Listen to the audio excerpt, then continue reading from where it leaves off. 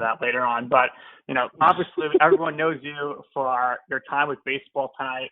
And I just want to ask, Adnan, did any GMs approach you about coaching jobs this offseason? Everybody else that you worked with on the show has either been a coach or was considered for a coach. So I want to know, where are you coaching, and can you get me some free tickets? Well, listen, man, if Eddie Perez had got that Mets job, I might have been the bullpen coach because, Eddie is a good friend of mine, a great dude. When I heard the rumors, I texted him. He called. I'm literally with my kids in the park. He FaceTimes me, which gives you an indication of Eddie. I text, he FaceTimes. He goes to the next level. I go, where are you? And he's literally on the streets of Manhattan. He's like, I'm about to walk into Brody's office for the second time. I go, you're hilarious. I think at that point, the reporting come out, he had interviewed maybe one time. He was like, no, I've only interviewed once. This is my second meeting with them. So trust me, dude, if I had look how different the world could have been a few months ago. I would have had Alex Cora in Boston, Aaron Boone in New York, David Ross in Chicago, and Eddie Perez in the Mets. Dude, I would have been set with four of the biggest teams in the world when it comes to sports franchises you'd want free tickets to. Rossi hooked my brother up with tickets. He's a Cubs fan. He lives in Wisconsin. Booney and Cora both hooked me up with tickets. So there's no doubt about it. If Eddie had gotten that Mets job, you and me would have been sitting, first base line, gourmet treatment, Eva Marie sitting with us. You name it. We would have been definitely hooked up. Speaking of Eva Marie, have you seen her movie Inconceivable with Nicolas Cage that came out in 2017? No, although I've interviewed Nick Cage, as you know, on Cinephile. I met him at Sundance a few years ago. Everyone has a Nick Cage story. They talk about what a weird guy he is and an oddball. I got to tell you, I thought he was phenomenal. Like he was annoyed by somebody previously who had asked him a question about the stuff he spends. If you do a quick Google search, you see Nick Cage has bought like dinosaur skulls and a lot of weird stuff. So this guy definitely irked Nick Cage, and I was like, oh my God, thanks a lot, dude, for pissing him off now for all the rest of us.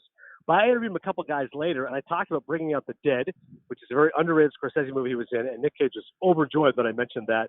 Very nice guy. Talks very slowly. Like, I know there are a lot of people do impressions of him. I can't do an impression, but yes, he does talk very slowly, always wearing sunglasses, big fur coat. We were in Utah in January, so I give him that. But no, if I ever get to meet him again, I'm like, hey, dude, seriously, you've worked with a lot of lovely women out there.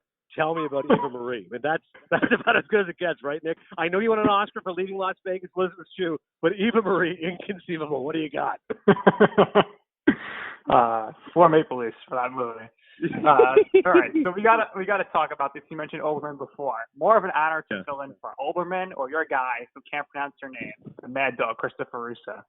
Well, you're right, Fred. I think those are 1 and 2. If somebody said to me what's been the highlight of their careers, I would say, well, I got to, I did a little bit of play-by-play. I haven't done a lot, as you know, but I got to call games at Yankee Stadium, Fenway Park, and Wrigley Field. That's the holy trinity as far as baseball stadiums. I got to call games. I was with Eddie. I was with Tim Kirchin. I was with David Ross, one of those. So that's pretty big. But I think filling in for Olbermann, considering he's my favorite broadcaster, and I got to fill in for him 25 times. Like I said, I've kept in touch. We text occasionally. That's pretty surreal to me. The other day, even I was talking to a buddy of mine. I go, I just got a text from Keith Olbermann. I never thought I'd be saying those words out loud. But to your point, dude, Mad Dog Russo, 1992, my brother and I watched Bad Lieutenant, which is a very disturbing movie. It's an NC-17, which is a rating system you can't even get anymore. There used to be an X. Midnight Cowboy won Best Picture with an X rating. Then there was NC-17, which is worse than R. And my brother and I are watching this at the age you should not be watching these kinds of movies. And the voice of it, the story is about Harvey Keitel playing a degenerate cop. He's a gambler. He's a killer. He's just a ruthless person. And the soundtrack to the movie, the first voice you hear is Christopher Mad Dog Russo. And what it is, you'll love this. It's the Mets are in the World Series, and Strawberry, I believe, is on the Dodgers. Yeah, because it's like 1991. So, but it's got this fantasy where Strawberry is, maybe I messed it up. Maybe Strawberry's in the Mets. Regardless, Russo and the Mets are fired up, but Keitel, since he's such a jerk, is betting against the Mets. So he's got like hundreds of thousands of dollars against the Mets. So the movie starts with Russo taking calls with the Mets, and later on, he's like so happy because the Mets won. And Keitel is so angry, he pulls out a gun and literally shoots his car stereo as if he's shooting Mad Dog Russo. So when we had him in studio, the first thing I wanted to mention, I'm like, dude, Bad Lieutenant. He was like, oh my God, what a crazy movie. I had no idea what that movie's about. I had no idea. I went down there, they paid me some money, get some residuals. Like, I had no idea what that movie was about. It's crazy. It's a crazy movie. But no, trust me, I've seen it. Like, I should be like slapped for watching that movie when I was 14. But I'm probably the only guy I was mentioning that to him, I think, in a long time because it is a cult hit. But, dude, you talk about two titans of their profession, right? If somebody said to you, again, kind of like Palmer, Keith Olberman, like news people know him, of course, because it counts on MSNBC. Sports people know him because of SportsCenter and the fact he was at Fox and his association with baseball, his writing. The guy's written best-selling books, you name it.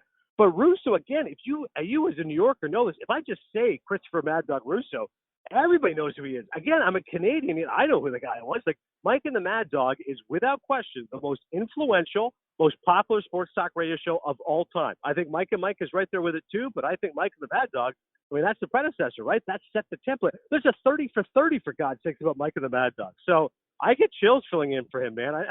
By the way, when I do the impression, he knows I'm doing it with love, and I was worried when I filled in for him because, as you know, I couldn't stop doing the impression, but he's a really sweet guy. When I saw him for the first time when he came in studio, the first thing he said, "How you doing? You okay?" I'm like, "Yeah." And he gave me like a pat on the cheek, like the way a father would, because he knew everything that happened with me. He's like, "All right, I hope you're okay, buddy. I hope you're okay. You're a good kid. You're a good kid, buddy." It was a very sweet gesture. Even our buddy Steven Nelson one time referred to Russo as a sweet guy, which isn't a word you'd think you'd use. You'd think loud and obnoxious or angry, but he's actually a very sweet person. He's got a big heart, that guy, Chris Russo. Yeah, good job by Steven Nelson the other day, Skyping or FaceTiming Mad Dog. Not the best camera angle, but Mad Dog's going crazy in his house. He needs to be screaming about sports or something. But, Mad Dog's the only guy where you're like, you know what, I'll tune in and listen to him. He could talk about whatever, break it down the Oscars. He hated your favorite movie, The Irishman. Yeah. And, you two going back and forth is obviously fantastic television, but let's talk a little bit about DAZN here, now going global.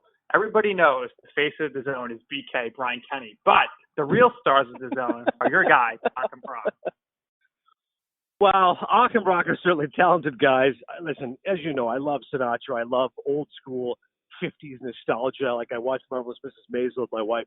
So Ak and Barak, the fact those guys rock fedoras, I already like them. Like anybody who wears a fedora, I think in 2020 is just awesome. So they already have my affection there. They obviously know their boxing. And my thing is, listen, there's a lot of people who know boxing or say they can break into the sweet science.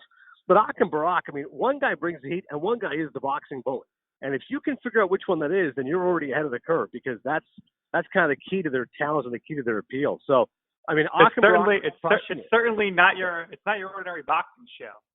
No, you're right about that. It's definitely an ordinary boxing show, and we've tried to replicate, as you know, the imitation of the best people try to imitate it, right? Imitation is a form of flattery. We have tried with ChangeUp to copy the model of Ak and Barak, which is why Scott Rogowsky is now the baseball bully. And I don't know if that's going to fit, but we're clearly drawing on that from Ak and Barak. So, listen, I hope it happens. I hope we get sports back and we can all enjoy Ak and Barak and what they bring to the table. So you mentioned Rag, Scott Rogowsky, and a lot of interviews you did last season are about him being your co-host, never working with a comedian before, and of course that amazing Joe Lucia piece from Awful Announcing. But how do you hold it together with Scott Rogowsky on air? I mean, I've seen you firsthand last week, certainly, and I gotta mention the funniest moment in ChangeUp history, which nobody saw, was you were doing like an Angels-Yankees read, and the shot sheet guy came in and was trying to give you the same piece of paper, and Scott went crazy. This is our planet, recycle. You're like, yeah, give me another piece of paper. And they just printed them out. But I don't know how you hold it together with that guy on air. He's hysterical, man. I love the guy. He's so funny, as you know.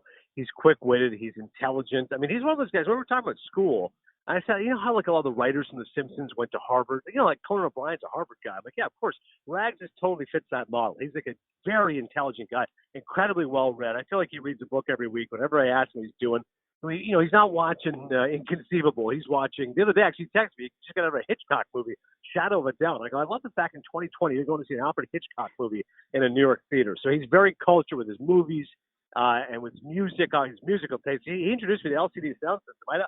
I don't know much about music, as you know, but I listen to the LCD sound systems because of him. They're great.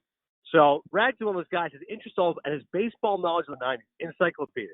I know Olberman and Russo know their baseball, especially old school. But I'm telling you, put Rogowsky with anybody, and his 90s baseball will blow people out of the water. It's incredible how well he knows it and how well he knows his baseball cards. I mean, he rekindled my love of cards, and he convinced me to bring thousands of baseball cards to work just to ask them if they're worth anything, and they're all worth nothing. But I like the fact I was able to go back and look at my collection, 91 Donruss, 89 O-Pee-Chee. I mean, I love Upper Deck back in the day. They're all worthless, in case anybody's wondering. But, yeah, dude, I laugh as much off camera as I do on camera with Rags. And I think the chemistry is just off the charts. You two always in the same cafe together. Make sure you avoid that buffalo chicken, though. Oh, well, that's what I was about to say. That is a good point you make. There's been stories, and I'm sure we can look these up, of famous subs like Mike and the Mad Dog.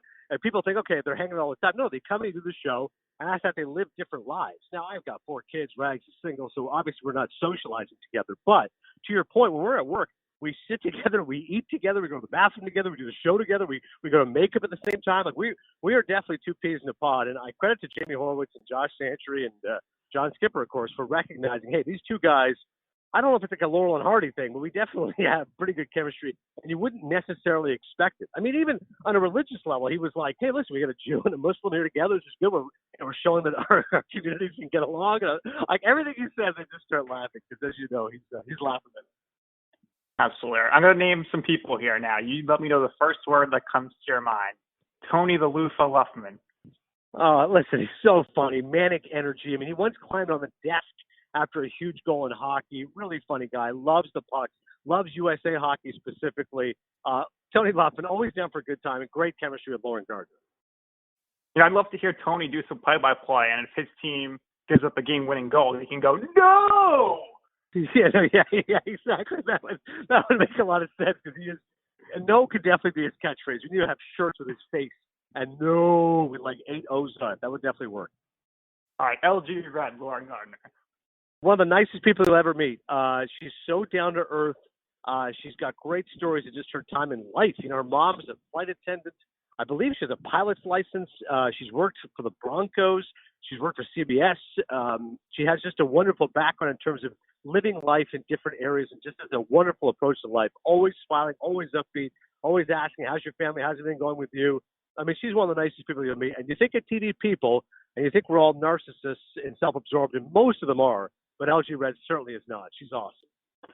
An all-time pay-per-view moment when you had to tell her to tell the YouTube boxer side to calm down when he was just dropping F-bombs all over the zone. Yeah, I thought, let's just clean it up here. It's not LG's fault, but that guy was pretty intense. Well, the boxing audience clearly doesn't mind him a few profanities, but you're right. That's definitely a made-for-TV moment. All right, DJ Pauly D. This guy's an absolute animal. I mean, you look at what he brings to the table and the fact that he's in unbelievable shape. He can wheel with the best of them. I mean, you put that guy in a nightclub in Staten Island with a bunch of Italians, forget about it. Like, it is game over for Pauly D. It's like fish in a barrel. I just think his charisma and his star power is something we can all emulate and wish to get to. And pretty good athlete. We got to get him on ChangeUp at some point to show us how he can. Good bank accounts there. Oh, yeah. He's definitely loaded. All right, last but not least, Bill Ripken. Well, listen, Bill is such a smart guy. He loves the game. He loves breaking down baseball. If you look at anything he does on MLB Network, his breakdowns, like I said, are very analytical, smart. The Ripken Academy, in terms of giving baseball back. As my kids get older, I just want to start showing a video to Bill Ripken and have it break it down. And I feel like if I showed it to me, he's like, no, we're not doing that. I'm like, okay, well, you know what? I tried. I want my kids to get better at baseball, but whatever. Like, I think ultimately he's a guy who can break the game down well. And if you put him with Scott Rogowsky, it's not great chemistry, but it's definitely memorable. Imagine seeing these 2 guys eating matzah for Hanukkah or something. Off the charts. Well, that's the thing. I remember Rags, when I was fasting during Ramadan, Rags did say to me, he's like, listen, I see what you're going through here. We're going to have a Seder here, like, on the set. I'm like, what? He's like, in honor of Passover. Like, I want this show to be very culturally relevant. So imagine if you invited Ripken to a Seder. Absolutely. All right. So is he the best cutoff man, or who are your favorite other guests on ChangeUp on the Zoom? Well, listen, Dan Plesac, great energy. He's so funny. He's given us gifts, for God's sakes. He gave me a Blue Jays warm-up jacket, game worn. He gave Rags a present as well. He gives a Brewers jacket. I think he gave him. He's Ron Darling. I'm a huge fan, as you know. Listen, I support the Mets because I love that '86 Mets team. I've never told you this, but Gary Carter, A Dream Season, was like one of my favorite books as a kid. I was 8 years old, so I love that 86 Mets team. Not as much as you. I know you and Rags are a different level, but I love Ron Darling. Yale guy, which I appreciate. Smart guy, breaks the game down well. An underrated sense of humor. He was in Shallow Hal, which I appreciate. The Fairley brothers love him, so I think Darling is great. There's a reason why TBS has him as a national announcer. But, they're all good, man. Harold Reynolds, he lets us open up his mail. That shows what kind of a guy he is. I think Sean Casey's really funny. He should be in the WWE. Carlos Peña's a great dude. They're all really, really good guys to work with. Star-studded cast.